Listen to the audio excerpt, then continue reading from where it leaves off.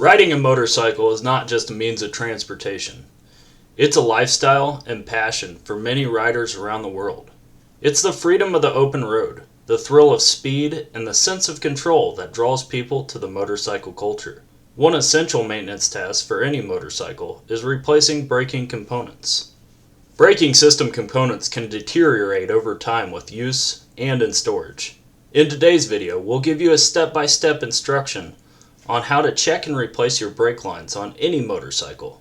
So whether you're a seasoned rider or an interested newcomer, this video is for you. Let's dive in. The braking system on a motorcycle is no different than a braking system on a car, truck, or SUV. We use friction to oppose rotational forces created by the engine and powertrain when the vehicle has been accelerated. There's a few key components to motorcycle braking systems in which we'll go over. Your brake disc, also known as your rotor, brake pads, brake caliper, brake master cylinder and piston, and the brake fluid reservoir. The brake master cylinder and piston enact pressure on brake fluid, which then is compressed into your brake lines. From the brake lines, the fluid enters the caliper assembly, providing the force necessary to squeeze the brake pads against the rotor, creating friction necessary to slow the wheel's rotational momentum. Inspecting your brake system is accomplished by assessing the operation of each component we've described. Start by squeezing your brake lever. You should assess your brake lines for excess flex, bulging, and leaks.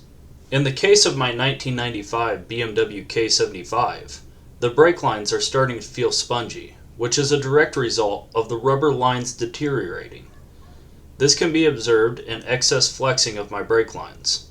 Now that we've determined there is an issue with our brake system, we must gather quality replacement components. For this project, I've purchased a high-quality, braided stainless brake line from Spiegler Performance. I've also purchased a high-quality DOT-4 brake fluid, as specified by my BMW shop repair manual. It's always important to source components based on the manufacturer's recommendation. Prepare to disconnect your brake line by gathering a container to catch excess brake fluid. Remove the caliper end of your brake line using a 14mm box end wrench. The brake fluid will start to flow from the banjo fitting. Once you remove the banjo bolt, move the brake line over your container to drain. Remove the master cylinder end of your brake line using the same 14mm wrench.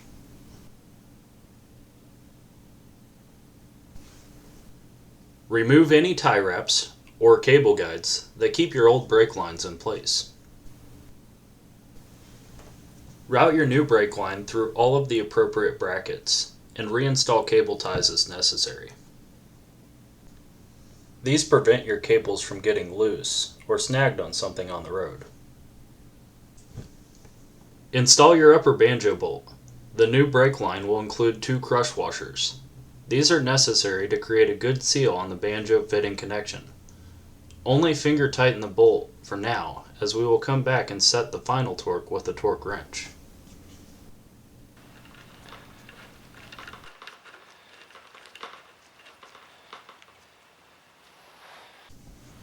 Install your lower banjo bolt in the same way.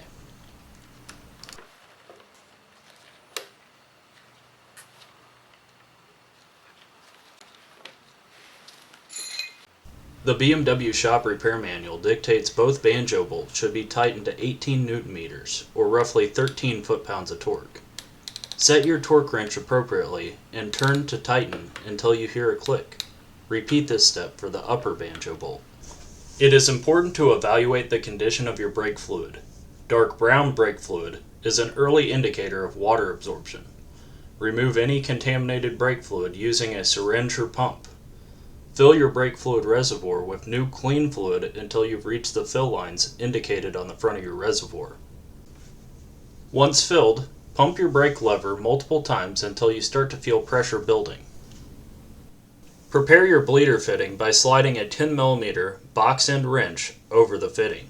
Then slide poly tubing over the top of the fitting. On the other end of the poly tubing, place a container to collect excess brake fluid from the bleeding process. With the help of a friend, pump the brakes a couple times, then hold down on the brake lever. Loosen the bleeder fitting until fluid can be observed leaving the brake caliper assembly. It is important that the brake lever is not released until the bleeder fitting is securely shut, as releasing the brake lever will allow air to enter the system via the bleeder fitting. Repeat this process several times until all air bubbles have escaped the system. Maintaining your motorcycle's brakes is an essential aspect of owning and riding a motorcycle safely. By replacing your brake lines, you can ensure that your bike stops efficiently and without compromise. I hope this video has been informative and helpful. Whether you're a seasoned rider or a beginner, remember always to prioritize your safety and the safety of others on the road. By taking the time to maintain your motorcycles correctly, you can continue to enjoy the freedom, adventure, and the thrill of riding for many years to come. Thank you for watching, and ride safe.